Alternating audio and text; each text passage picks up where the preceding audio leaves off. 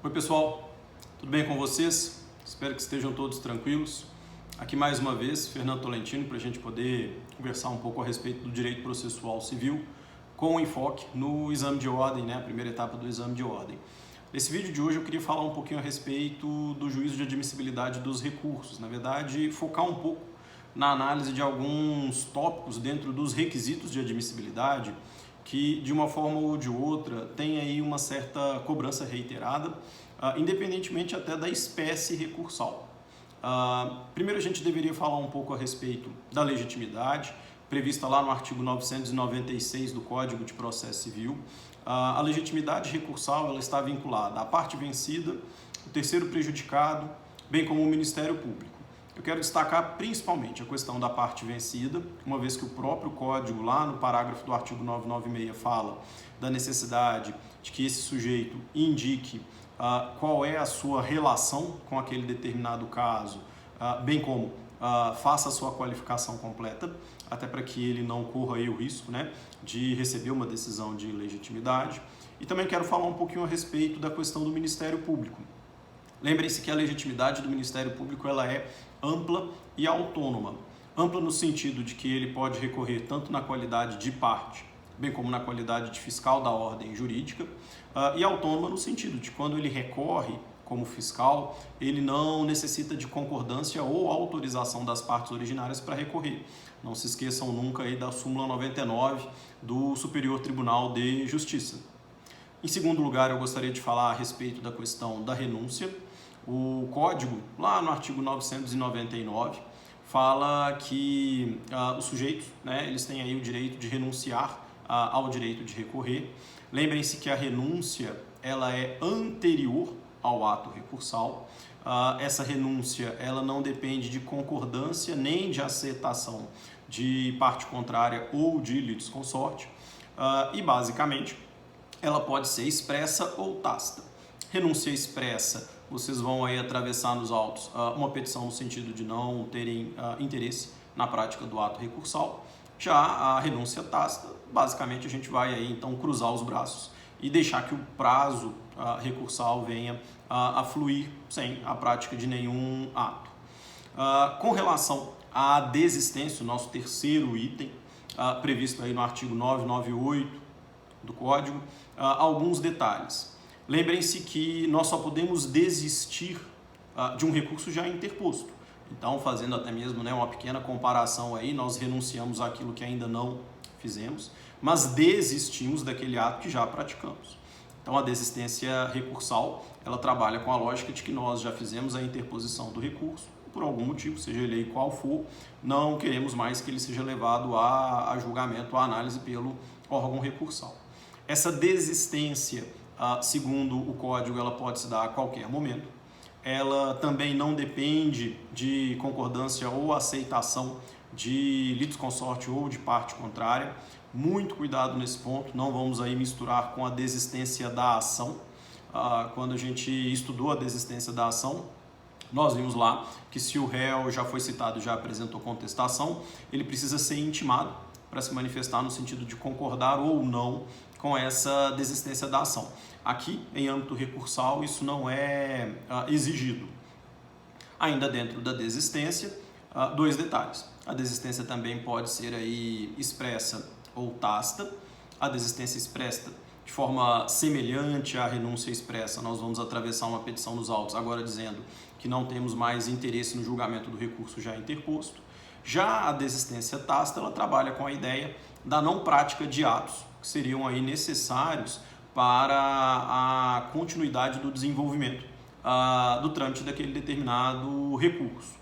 Por fim, dentro da desistência, muito cuidado com o parágrafo do artigo 998, que faz referência ao fato de não termos aí a eficácia de uma desistência recursal quando o recurso ele está vinculado à repercussão geral ou à sistemática dos chamados recursos repetitivos. Esse aí é um item por diversas vezes lembrado em provas e concursos, então é sempre importante a gente ressaltar. Na sequência, eu queria falar um pouquinho a respeito do preparo, o nosso quarto ponto. O preparo, como nós sabemos, são aí as custas recursais, né? O encargo financeiro, digamos assim, do ato recursal. Ao preparo, em determinadas situações, nós incluímos o chamado porte de envio e retorno, que basicamente é aí uma taxa recolhida pelo deslocamento dos autos, obviamente que somente em autos físicos. Dentro do preparo, 2 pontos muito importantes, né? Temos aí as pessoas que são isentas, aquelas que não irão então recolher preparo. A gente pode fazer referência à fazenda pública, incluindo aí União, estados, municípios, Distrito Federal, autarquias e fundações públicas, bem como o Ministério Público, a Defensoria Pública, inclusive dentro das suas funções institucionais, e por fim, o beneficiário da assistência judiciária gratuita. Essas pessoas estão aí isentas do recolhimento de preparo. Um segundo ponto importante dentro do tópico do preparo é o tema da deserção. Nós sabemos que a deserção é uma espécie de sanção, uma espécie de punição em virtude do não recolhimento do preparo. Qual que é o ponto muito importante, muito relevante para nós? A gente deve sempre distinguir insuficiência de preparo de ausência de preparo. Na insuficiência de preparo, houve recolhimento, mas ele foi parcial. Nós seremos intimados para, no prazo de 5 dias, fazermos aí o recolhimento daquilo que ficou faltando. Se não recolhermos, deserção, o recurso não será conhecido. Agora, na ausência de preparo, nós não recolhemos preparo, 0 de preparo. Nesse caso, nessa situação, nós seremos intimados para também, no prazo de 5 dias, solucionar o problema. Só que agora é para o recolhimento em dobro do preparo. Muito cuidado com isso. Lembrando sempre que nós não temos mais a figura da deserção automática. De toda forma, tanto aí o artigo 1007 do Código quanto o parágrafo único do artigo 932 demanda aí a intimação, vamos dizer assim, do recorrente para que ele solucione o problema. Caso ele não responda, aí sim teremos a aplicabilidade da figura da deserção. Por fim, também um tema importante, um tema relevante, a tempestividade recursal. A gente sabe muito bem que o Código de 2015 ele tem lá no artigo 1003 uma regra geral de prazo de 15 dias para interpor o recurso, bem como responder a um recurso já apresentado pela parte contrária ou por outro sujeito processual.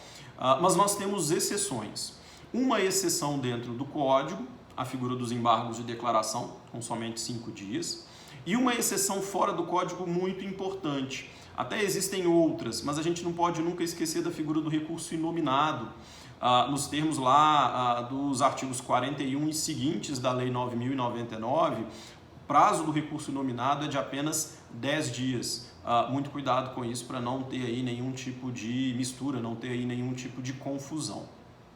Dentro ainda da questão da tempestividade, lembrem-se que se o recurso for interposto através do sistema de protocolo postal, nós consideramos como data de interposição a data da entrega da peça recursal na agência dos Correios, para fins então de se aferir a tempestividade. Com relação à contagem de prazo em dobro, lembrem-se que algumas pessoas elas têm essa benesse. Eu estou aí fazendo referência, mais uma vez, à Fazenda Pública, União, Estados, Municípios, Distrito Federal, autarquias e fundações públicas, bem como o Ministério Público e a Defensoria Pública. Mas também temos a figura do litisconsórcio com procuradores distintos. Mas esse é um ponto que vocês devem aí ter bastante cuidado e bastante atenção. A contagem de prazo em dobro no litisconsórcio com procuradores distintos, ela só vai existir se os autos forem físicos. Em autos eletrônicos esse sistema de contagem em dobro não vai ser aí aplicado. E lembrem-se da súmula 641 do Supremo Tribunal Federal, que fala que se a decisão a ser recorrida vier a por fim ao litisconsórcio, esse prazo em dobro deixa de ser contado. Então, bastante cuidado e bastante atenção. Por fim, lembrem-se aí que ainda dentro do artigo 1003, o Código prevê a possibilidade de incidência de feriados locais aí dentro da contagem desse prazo recursal. Isso deve ser alegado e comprovado pelo recorrente no ato da interposição do recurso. Não se esqueçam disso, a gente já tem inclusive precedente do STJ que não permite essa comprovação em momento posterior. Eu quis dar uma visão rápida e geral sobre os requisitos de admissibilidade. De toda forma, gente, é sempre importante uma leitura dos artigos relativos aí à parte geral dos recursos. Eu faço referência aos artigos 994 até o artigo 1008 do Código. É sempre muito importante, porque ali nós temos normas que, de uma forma ou de outra, serão aplicadas às várias espécies recursais. Eu espero poder ter auxiliado um pouco no estudo de vocês e espero também encontrá-los num próximo momento.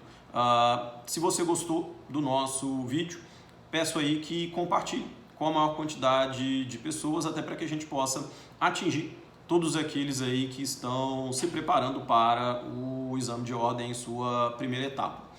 Um grande abraço e até a próxima, pessoal!